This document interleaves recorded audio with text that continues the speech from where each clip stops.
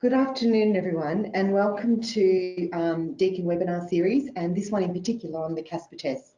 My name's Amanda Mooney, and I'm the Associate Head of School Teaching and Learning in the School of Education at Deakin University.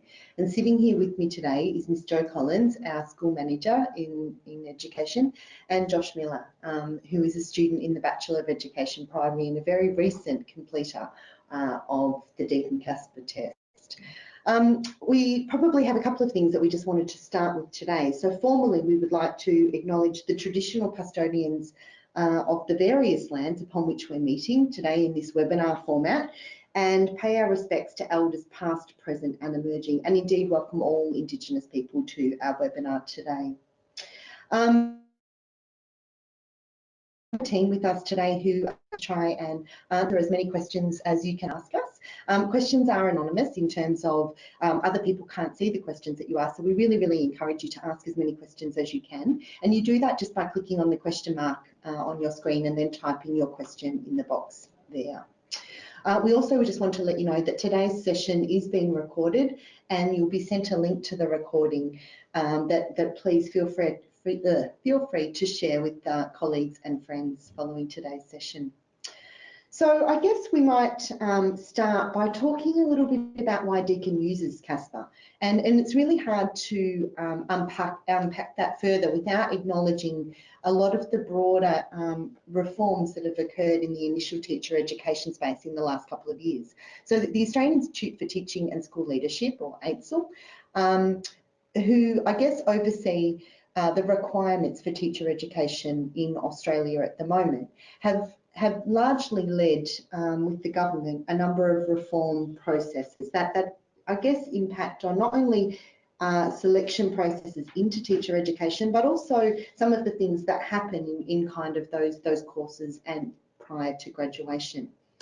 So one of those things is a test for non-academic attributes. Now we kind of acknowledge that great teachers aren't always, you know, people that get a 99.9 ATAR score. They could be, of course, but we recognise that as an interpersonal profession, that it's really important to be able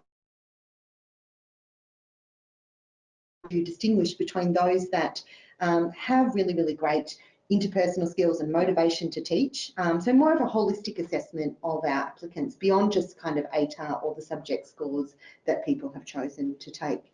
So we've got a series of slides that we're kind of going to go through today, but we're really just acknowledging and wanting to reissue that invitation. If you do have questions, please ask us.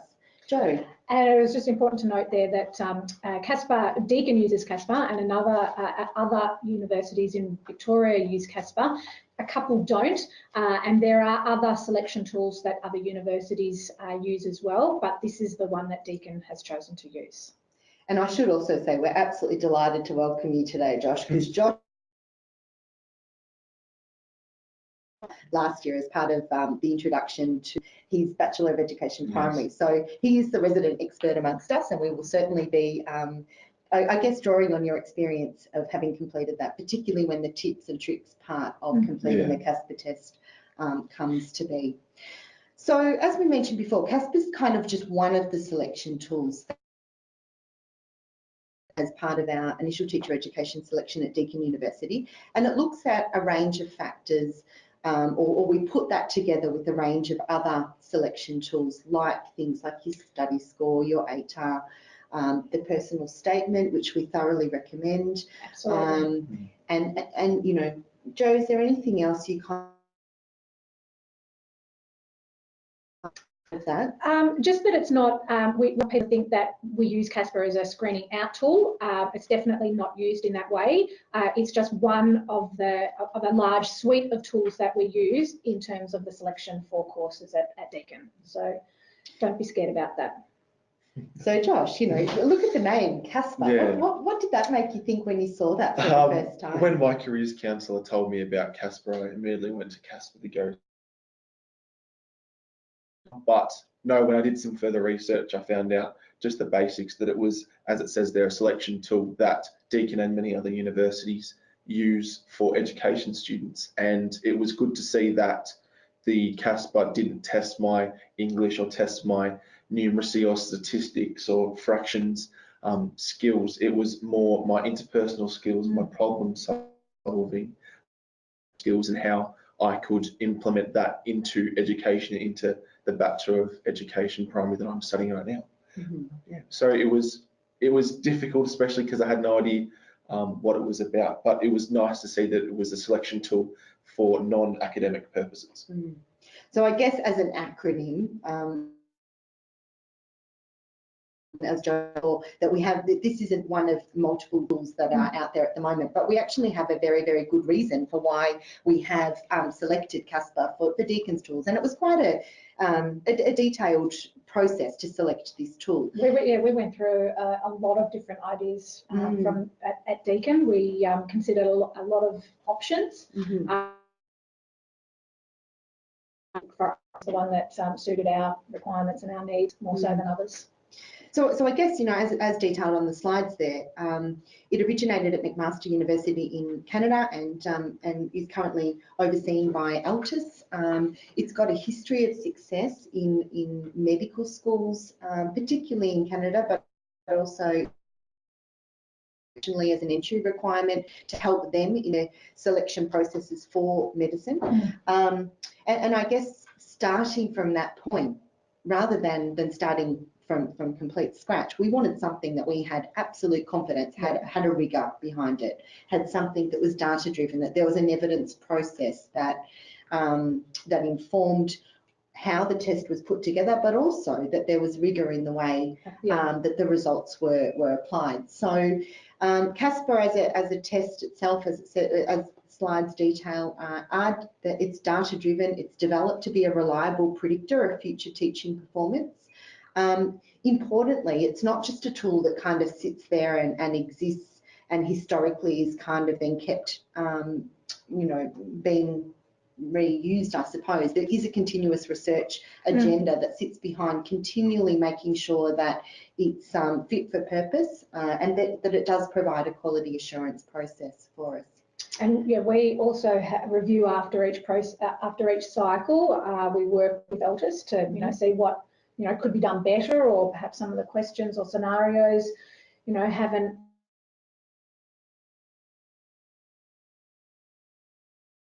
more appropriate. So it's a continuum as well.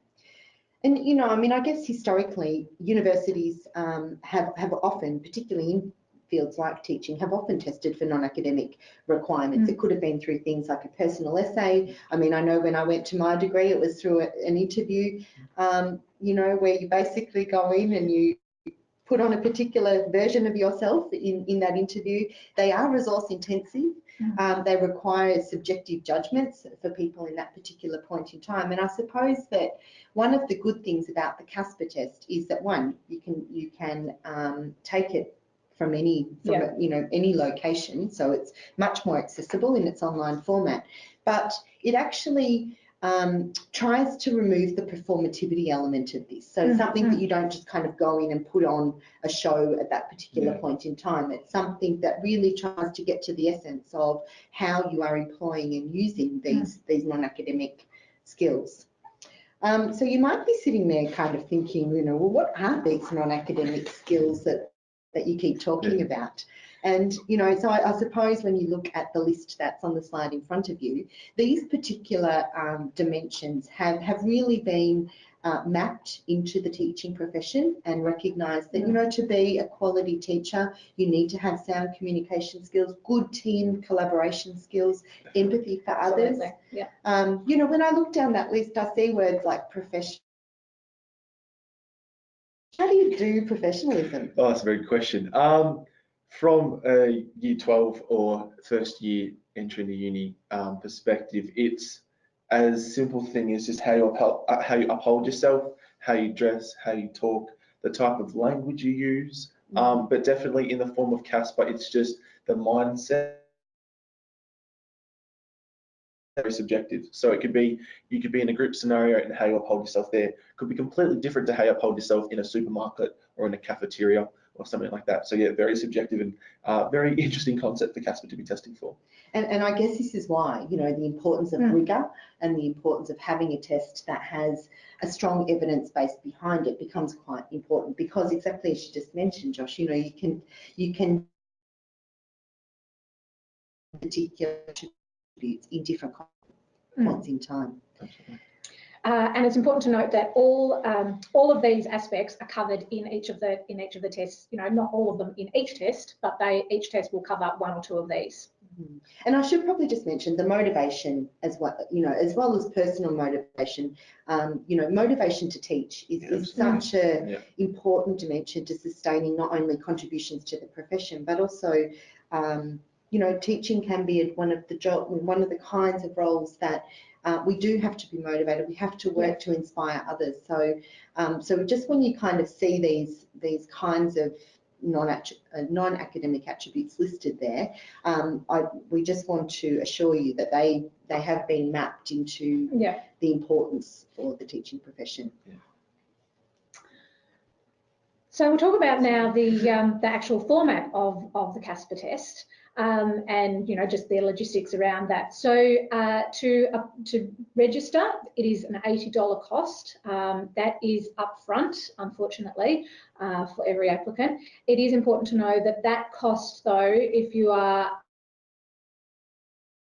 applying through VTAC or, you know, direct offer, or particularly through VTAC, your test scores will go to every single preference university that you preference. So it's not $80 per university, it's a one-off $80, $80 cost, and your scores will go to every university that you preference. There is there's an optional break included in that. So there is a break that you can choose to take to go to the toilet, have a drink, you know, whatever. And yeah, so you've either got to take the break or not take the break. Correct. Yeah. And yeah, so that's something for you to choose. And Josh, just a question on the break. Yes. Do you have to take the full kind of 30 minutes that's allocated as part of that break? No, not at all. So you have a minimum of 15 minutes, I believe. So there, if you're getting little jittery hands, or if your water bottle's empty, or if your mum's calling you to unpack the dishwasher, you can go out, take a break, take a breather. As I said, 15-minute minimum. So you can go out, refill your water bottle, come back in, take a breather, reset, and then just jump back into it when you're ready. Okay, great. Thank you. And so there are 12 scenarios. So to do the test, you will have to do 12 scenarios. 8 of them are video-based and 4 of them are text-based. And for each scenario, you'll have 3 open-ended questions that you have to respond to, each of those, and you'll have a 5-minute time limit. Now, we were just talking before, and I understand Josh said that you do get a little bit of a warning, so you might be at sort of 30 seconds or something like that. There'll be a little thing on the screen to tell you that you're coming up for your time limit, and then it will cut out and you'll go to the next question. And just a side note, we've just got a question here from Lucy for myself. Thank you. Thank you, Lucy. How difficult did you find the CASPer test? Well, Lucy, at first, it was a little tricky, but as you warm up to the questions, as you get to question 3, 4, you kind of settle into what they're looking for, what type of questions, the time limit, especially because you have that 5-minute maximum time limit. You kind of get used to that, so you can figure out how much you can put into it, how little you need to say. But from a holistic view, how difficult did I find it? Not very, for my personal self. So I wouldn't stress about the difficulty. You can't prepare, so it's just how you're feeling on the day, but yeah, don't worry about that. And I think, Josh, one of the difficult things here is that if people don't know what to expect, sometimes it can be really quite daunting. So we've actually got a sample video here of one of the questions that you could potentially be, you know, Enough with the social media. We came here to focus. Our group assignments due at the end of the week, and we're not even close to finishing. All right. You seem pretty stressed. Well, ever since Paul left, we've all had a lot more to do in this. And the section he left us with needed a lot more work as it is. Yeah, but it was for a good reason. From what he said, his medical condition sounded pretty serious. He had to put his courses on hold for the entire semester. Yeah, but this close to handing. He knew how much this assignment meant to all our grades. What? Ah, it's Paul. There's a photo of him at his friend's pool party. You see? I knew it. Well, we have to talk to the subject coordinator. He can't get the same grade as us if he's out there having fun and we're in here. Oh, hang on. This photo could have been taken weeks ago and only posted now. I don't want to spread any rumors when we don't have all the facts. All right, it's your call. What should we do?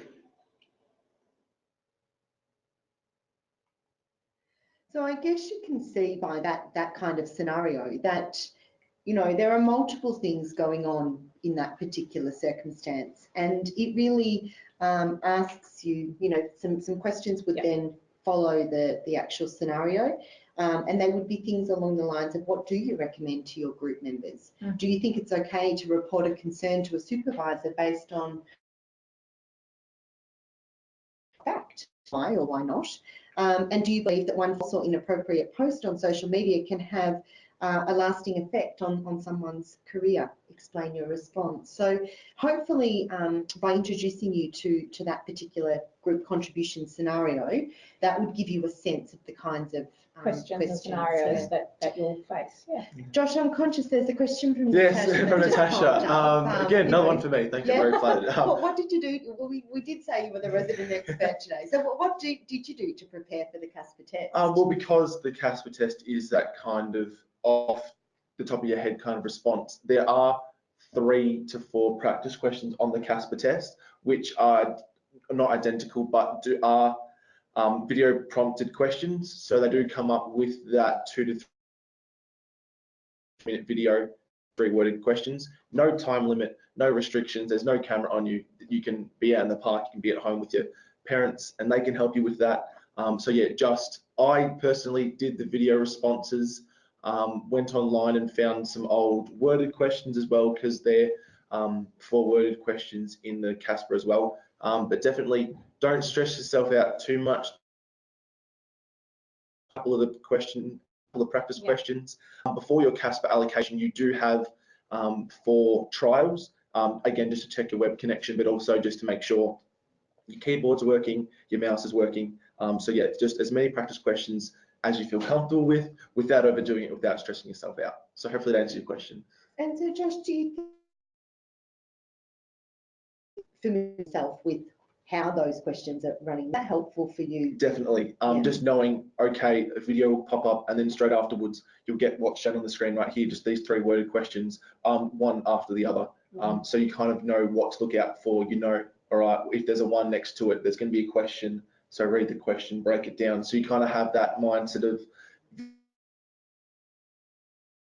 here's a video, here's a question, start typing what you know, so you get to familiarize yourself. Did you, with the 3 questions, did you read them all first and then answer, or did you read first question, answer, second question, answer, third question, answer? A bit of both, depending on, again, when the question pops up, you can kind of see the length of the question. So if they're really lengthy, definitely don't try to read them all at once.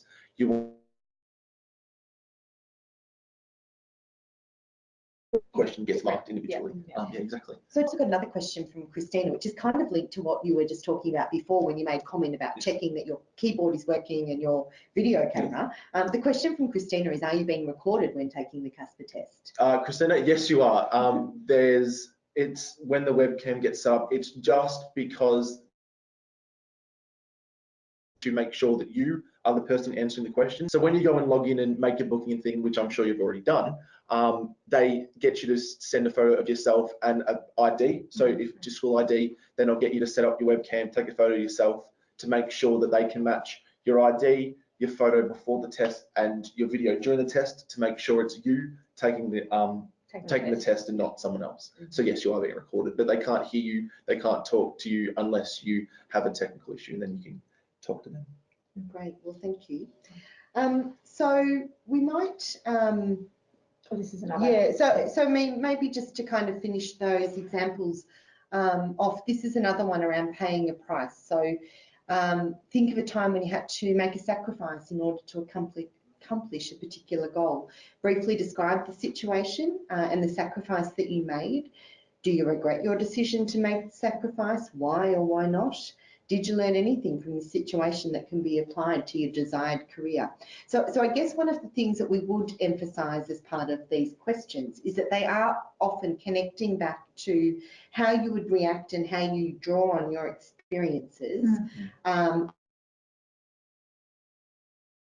Part. Yeah. And this is a perfect example of a question that you don't need to go to school to experience. Yeah. It's just your everyday. If you're on the weekend, if you're going out with your grandparents fishing or something, it's just any drawing upon your life experience, which is a beautiful way of just putting yourself at ease, especially if this is your first question on the CASPer test, just drawing on your own responses and just answering. And in terms of the format, were they all video and then the question based, or were they interspersed? No, yeah, so they were staggered. So you might have 2 worded in a video, or vice versa, 2 video and worded. So just keep on your toes, but also don't make you get bored. Don't have your eyes glazed over and stuff like that. Yeah. So no, yeah, staggered. Wonderful. So I guess you're probably sitting there at the moment. You've watched a couple of, or had a look at a couple of examples. One video-based question and one text-based question. You might be thinking, how then are these questions assessed and what happens? So, Jo, do you want to take us through the process here? Yep. So there are so each test sitting has a group of raters, and the raters are for the 12 scenarios. You've got one person that looks after one scenario. So there'll be 12 raters, and they'll be rating every single applicant to that question or that scenario. As you say there, they cannot see your personal information. So applicants receive a CASPer raw score, and it's placed on a bell curve, which I know in high school studies or secondary studies, you'll know a lot about that, to show how you performed in relation to your peers. That's the really important bit, because it's in relation to that cohort that you're being rated against. Every single test window will be a little bit different. So I guess this notion of kind of standardised test, it's not standardised against some pre-existing standard that sits out there. It's against the other people that are in that particular cohort of tests. And all over Victoria, all over the country, if people are applying for, for entry into universities in Victoria. So yeah, as I say, applicants are compared to the cohort of students who sit the test on the same date. And it's important to know that your CASPer is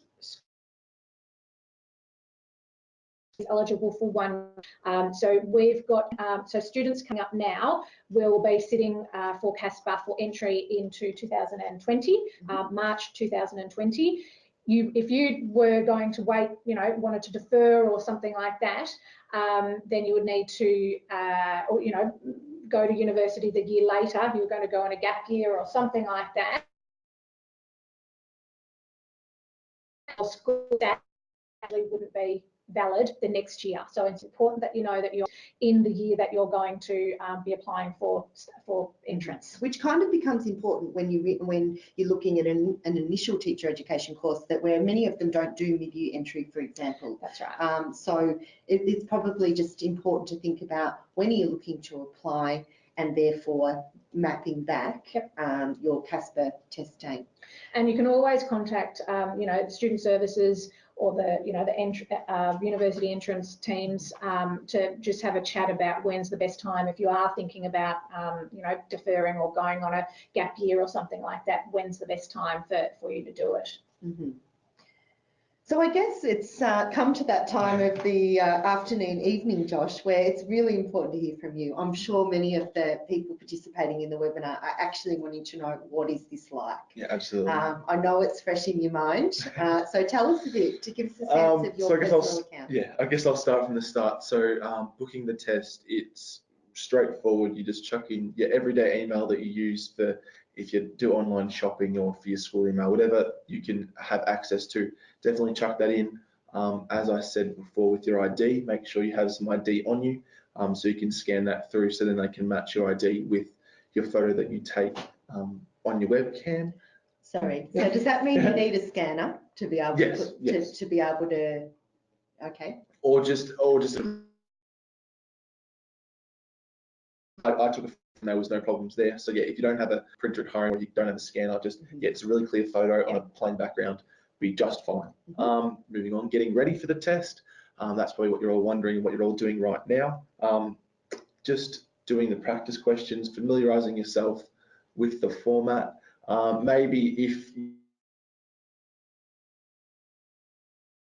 Year 12 English SAC and didn't finish, maybe put a timer on for 5 minutes and answer the 3 questions after the video scenario, just so you can put yourself at ease in regards to how much time you've got, how fast you can type. If you're a fast typer, then brilliant, you'll have plenty of time to review your questions.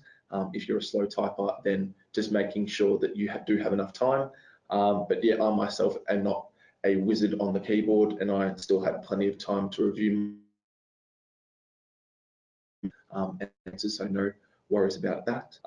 Another example video scenario that we had there was similar.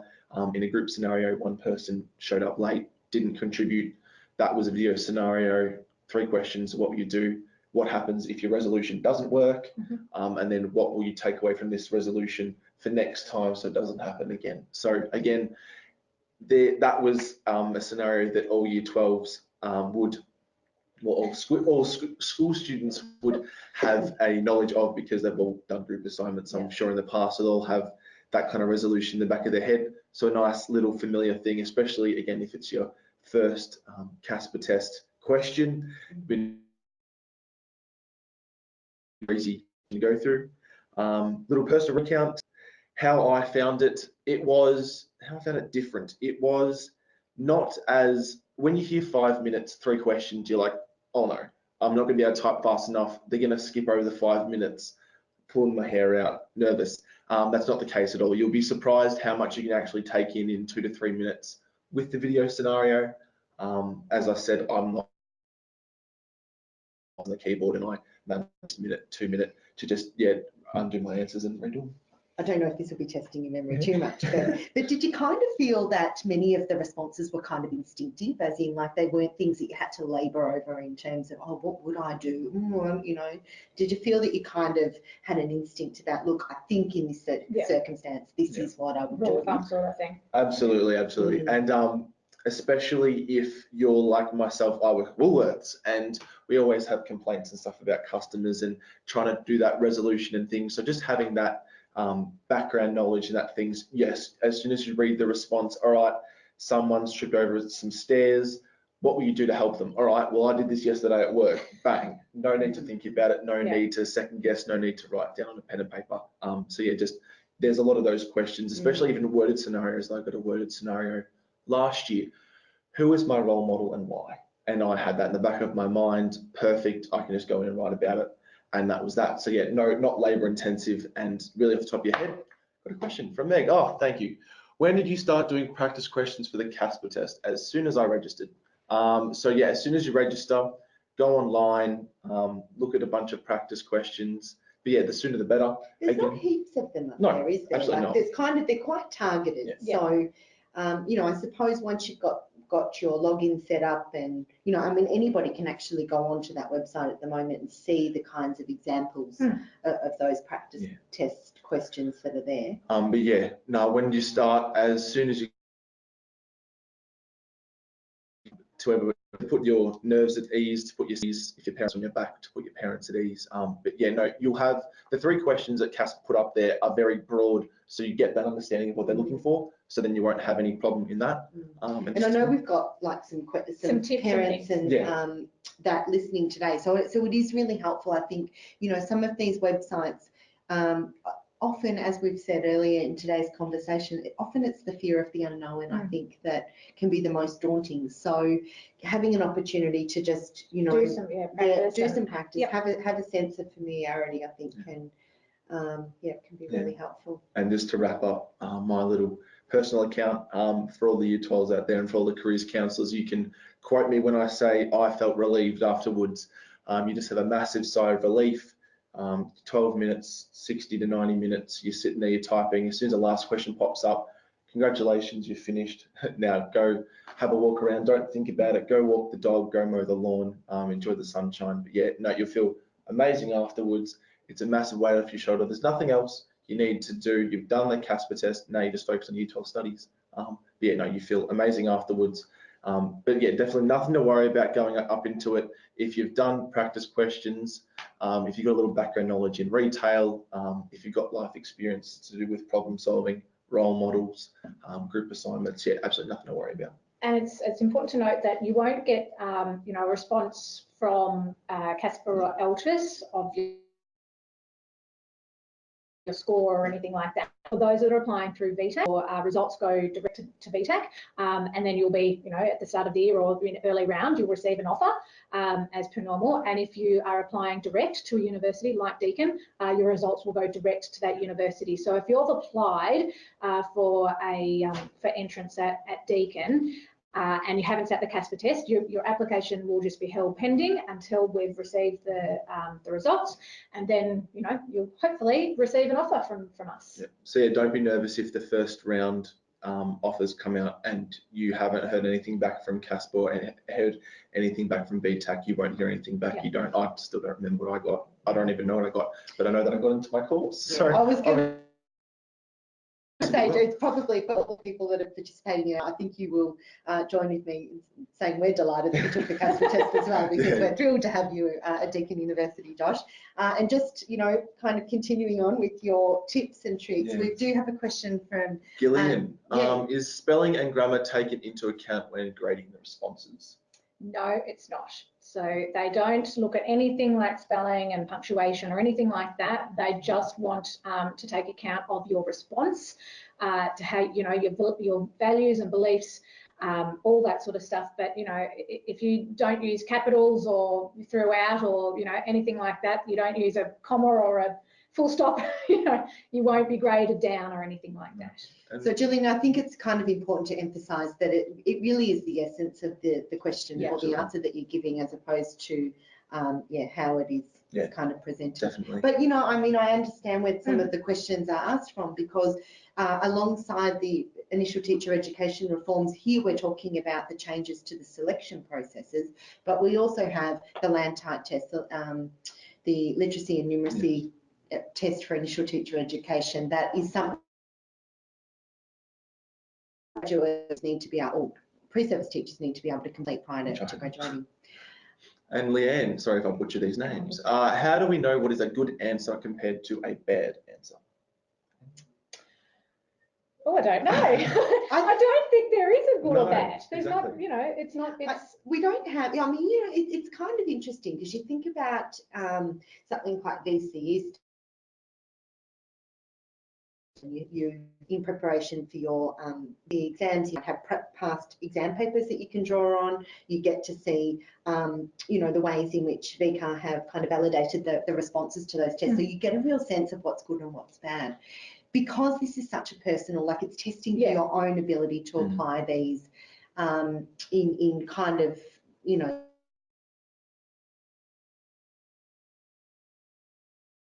there are no answers, so it is actually difficult to know. I think the important thing to keep in mind is that it's trying to understand how you would respond in that particular scenario, and the purpose of having the one marker or the one rater for each question is that they do the work in identifying or working through these responses in standardising. And in my example, in the question that I had last year, who is your role model and why? They're not going to grade you if your role model is not the same as their role model. If your uncle is your role model and you put that down, they can't mark you down for putting down your uncle. So there is no, you don't really know what a good answer and a bad answer is. You just answer it how you feel. Yeah, it's also personal. Yeah, exactly. And the CASPer test important? Look, I think the more information that you can give, the better. But it's I don't think a three-word answer or something like that is not going to be helpful. So So Jess, I think one of the other things to kind of think about in relation to that is providing enough depth to the answer.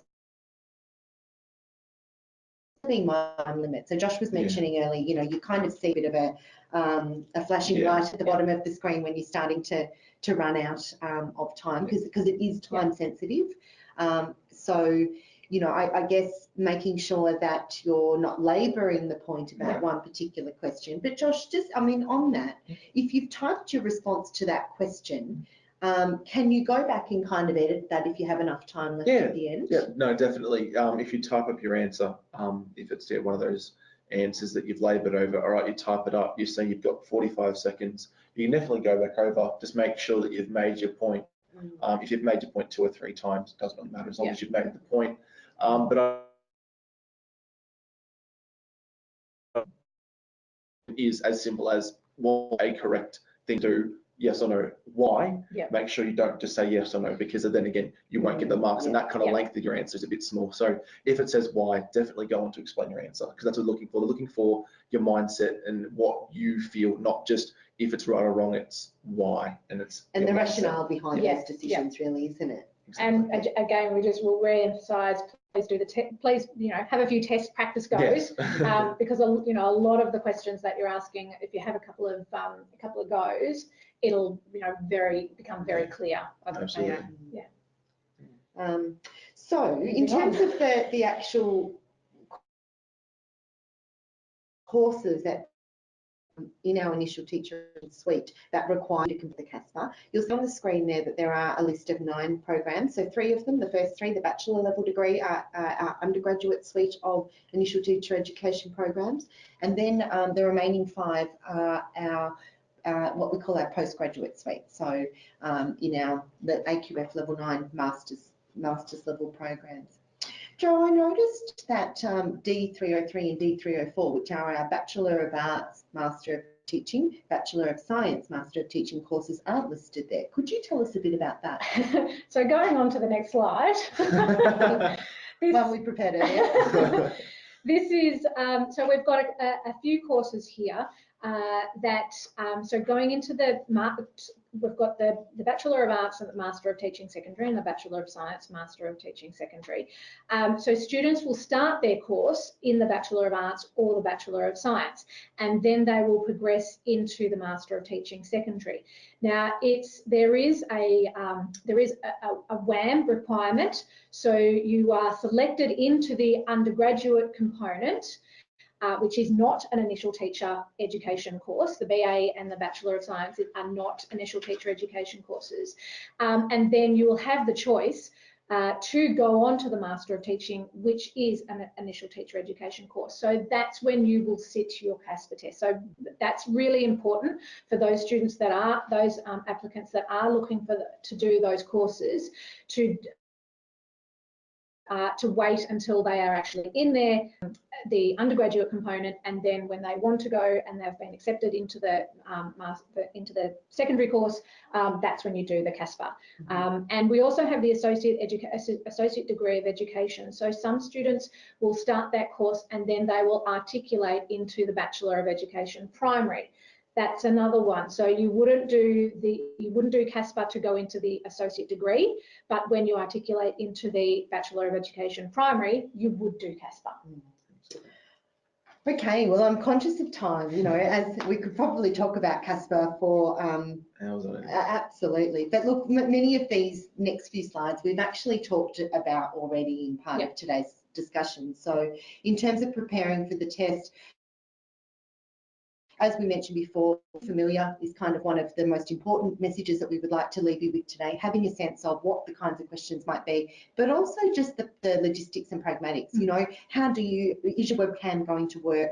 Can you access the particular site? You need to create a CASPer account, reserve your test date and time. And I guess that leads on to the next slide, which really is, here are the dates for CASPer Test. So you'll notice that there is a set of dates for our undergraduate suite of courses, which is why we emphasise the difference between the bachelor level and the master's level programs earlier.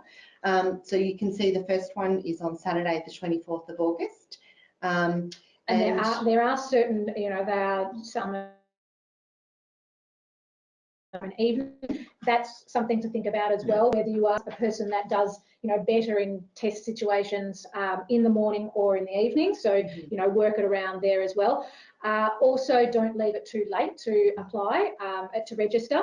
And and then we've got so these ones, if you are wanting to round offer through. Out of the ones that I had on the previous screen, these are the only ones that will allow you to take advantage of early round. So make sure that you have sat on those test dates if you want to apply for early round. Mm-hmm. And then our postgraduate courses are listed there. I think the here is that our postgrad teaching courses particular closing date. They do, yeah. So January 26, which means that you've got so you've got up to January 26 to apply, but you can still complete the CASPer on the 23rd of July or sorry, 23rd of January or the 6th of February. But we won't be accepting applications after the 26th of January. Mm-hmm. So I guess I mean in terms of this really probably gives you just some information to think about in terms of not only CASPer, but then some of the other ways that we put the CASPer test together with other entry requirements to help make decisions about selection. So we're kind of in the back end of our webinar. I think it's, probably the questions that people really do want to know. And what can they do? What sort of things do you need to think about in terms of helpful tips? So Josh, do you want to take us through a couple of those? Yes, well, as you can see on the screen, sign up for CASPer and register days prior, but I'm sure you're all very on time and you've already done that. Complete the system requirements check before the test. That's a big one. The last thing you want to do is rock up and your webcam not working. So yeah, definitely there's a little link on the bottom of the CASPer website that allows you to test your internet 4 or 5 times if you would like, if that helps you calm your nerves. So yeah, definitely check your internet and webcam 3 or 4 days prior to that. And yeah, definitely read all 3 questions before starting to type your answer. So yeah, the last thing you want to do is start typing and then realize you've forgotten a Y or forgotten you've written about the complete wrong thing. So you don't want to waste that 5 minutes. So you don't necessarily have to have like a notepad and pen next to it and kind of be jotting down things as you immediately, like it's that time sensitive that you kind of read it and you are able to input your answer. Well, that's the thing. If you're the type of person that watches a little clip at school and then needs it 2 or 3 times to actually understand what's going on, definitely do practice questions so you get to know, all right, what type of information is going to be in the video, and then what type of information are they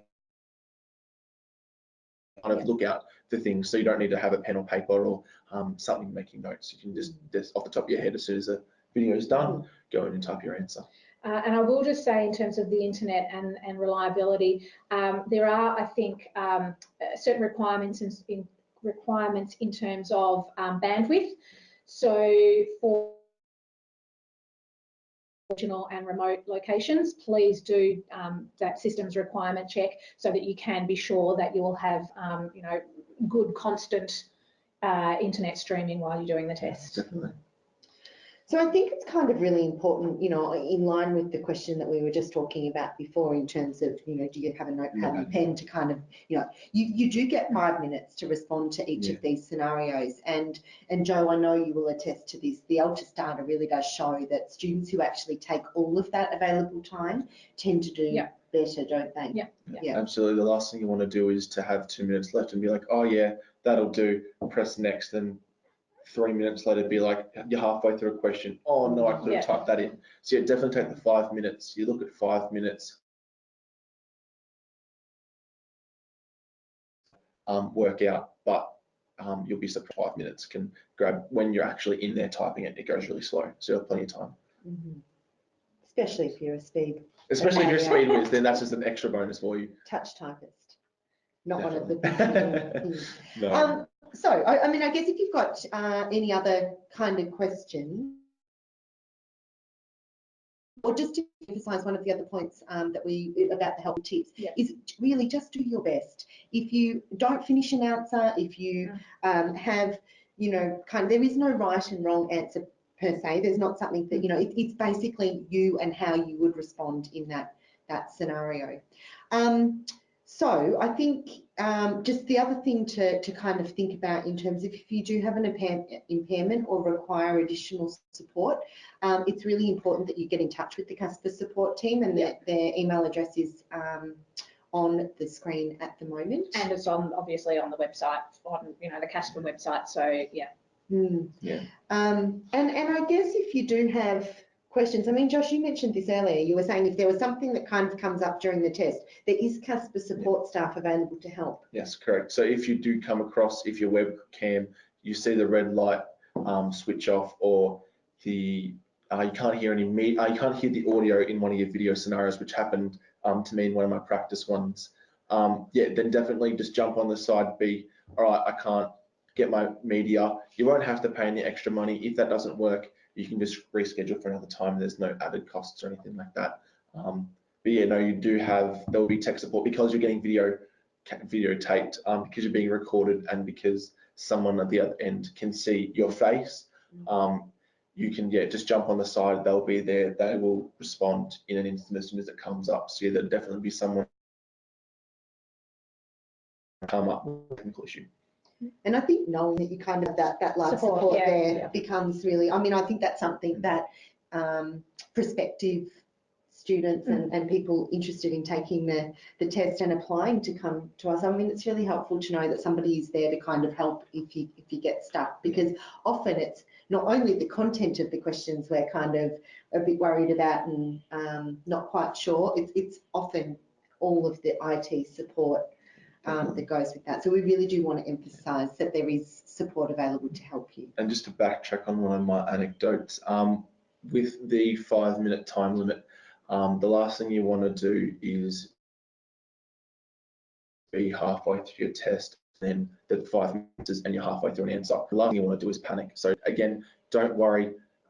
It happened to me. My third last question, I was typing, I was like, oh, this is amazing, I'm almost done. 5 minutes elapses, and I'm like, all right, keep going. Don't worry about it. The last thing you want to do is take that time, become stressed out, and then you don't pay attention to the next video prompt, because it's continuous. It doesn't stop. Quick.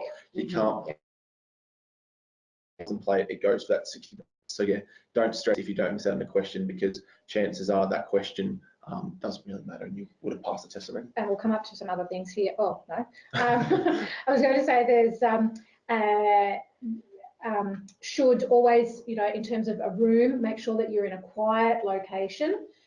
So don't do it, at the kitchen table with mum and dad and your little brother, running around the place. Make sure that you've got a really quiet location where you can, go into your zone and, answer the questions without noise and other, other stuff happening around you. Yeah. So I guess, to summarise in terms of our kind of tips, and I think, remember, you can't study for the test. It's not something that you can necessarily prepare answers to, but you can familiarise yourself with the nature of the questions. I mean, there's kind of a bit of a system in terms of listening or reading about a scenario, what kind of things are you looking for, and how you then those kind of instances to those particular scenarios that you're kind of confronted. We've got a question from, exactly. And we've got a question from Lucy just about the questions. Can you go back over a previously answered question in the test if you have time at the end? No. No. That's a short answer, no. As I said, the CASPer test is continuous. Once you go into the next question, you can't go back into a previous one. So in my instance, this is a question you can have a one-word answer for. Answer is no. And I mean, the other part of that, I can imagine that might be really unsettling. You're kind of doing this online test for non-academic attributes. You can't only, oh my goodness, the 5 minutes is gone, I've moved on to the next question and I can't go back. I think the message we would also like to convey through today's session is sometimes, those instinctive responses to things are already there in the half answer that you've provided. So don't labour on it. Don't kind of let it, weigh you down and then, I know it's hard, but just do your best and try not to let that kind of worry you to that point. So these are, so we're sort of wrapping up now, starting to wrap up. So these are some details about our upcoming events that we've got happening at Deakin. So we have teaching information sessions coming up over the next month on both our Burwood campus and our Geelong Warren Ponds campus in September. We have Deakin Open Days. Now we've got the Warren Ponds campus Open Day happening this weekend, this Sunday, from 9 till 3 on this campus and the Waterfront campus here in Geelong, but teaching is only on the Warren Ponds campus, and the Burwood campus is the following Sunday, 25th of August. We've got some postgraduate and honours study expo at the Burwood campus in September, and postgraduate teaching information evening here on this campus, Geelong Warren Ponds, 5:30 to 7 p.m. So that's so please join us for those activities there, and you can see down the bottom there the details, and you can register your interest there. Mm-hmm.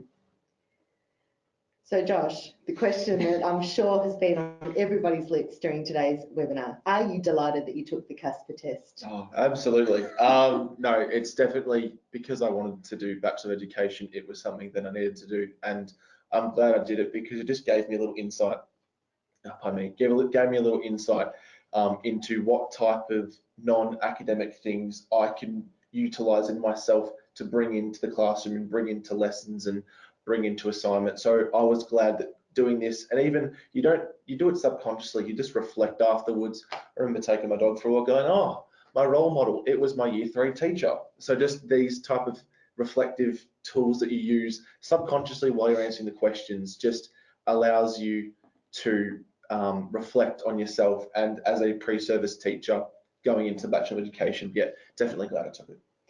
And I guess kind of our moral as part of today's conversation is don't let a test for non-academic attributes be the reason or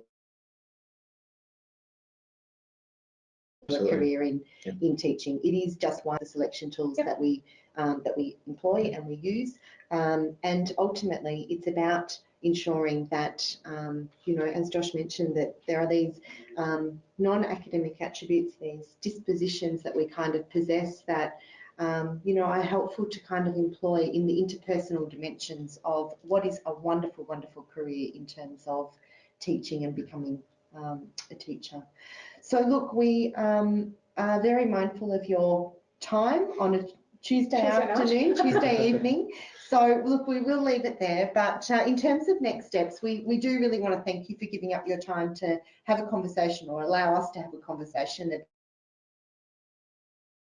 So hopefully we've met your questions and concerns and potential issues. I hope through the expert voice of Josh and his recent experience here, you've been able to become a bit more familiar with the detail, you know, what is involved. As we kept saying before, I think part of this is actually an opportunity to allay those kind of concerns. You know, being forewarned can become kind of quite helpful. I think having a sense of familiarity is one of the big tips that we would like to leave you with, so that you get a real sense of what to expect and what the CASPer test is doing.